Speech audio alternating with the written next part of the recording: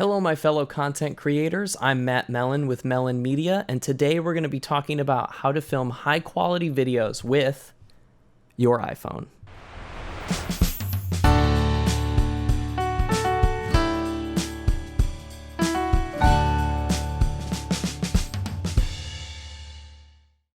All right, guys, first things first, all iPhones are a little bit different. Today I'll be using the most updated iPhone, which is the iPhone 11, but most iPhones, iPhone 6 up to 11, should be pretty comparable and similar to what I'm about to share with you today. So first things first, you're going to go to your settings.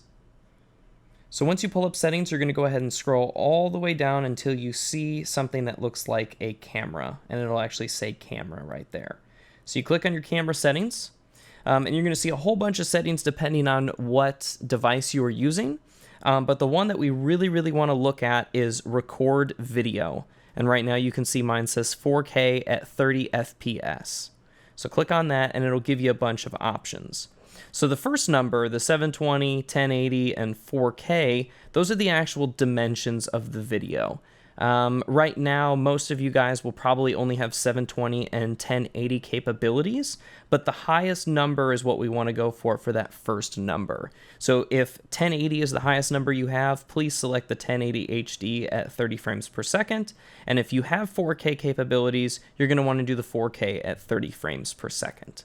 Now, 30 frames per second is pretty universal. Some people like to use the 24 frames, but for this example, I would definitely say go with 4K at 30 FPS, which is frames per second.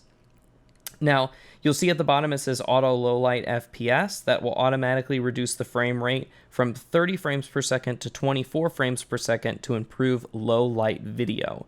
Now, the only time you'll want to toggle this off is if you're going to be sending this video off to someone else to use, and they request that you use 30 frames per second no matter what, which for this case we are, so I'm going to go ahead and toggle that off. And then it says lock camera, you don't have to worry about that either. So now that we have our settings set, we're going to go ahead and go back to camera, and everything else looks fine. The only other thing you want to go to is formats.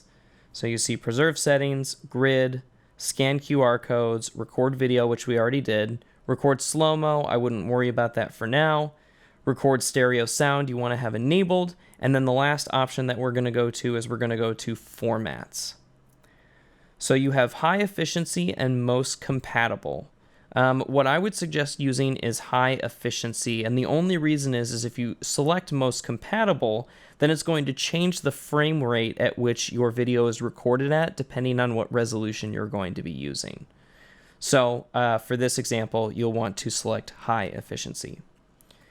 Also at the very bottom, you'll see HDR. This is high dynamic range. This is just telling the phone and the camera to intelligently blend the best parts of separate exposures into a single photo, which basically means if you're in low lighting, it's going to help you get a better shot, or if shots are too lit, it's going to help you bring that lighting down. So you want to have that enabled as well.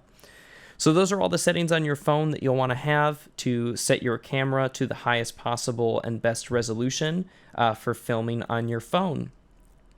Thanks so much for joining in, guys. Don't forget to like and subscribe. Also, leave us a comment of any kind of videos you want us to produce in the future, or if you have any questions about the one you just watched. So until next time, we'll see you soon. Thanks.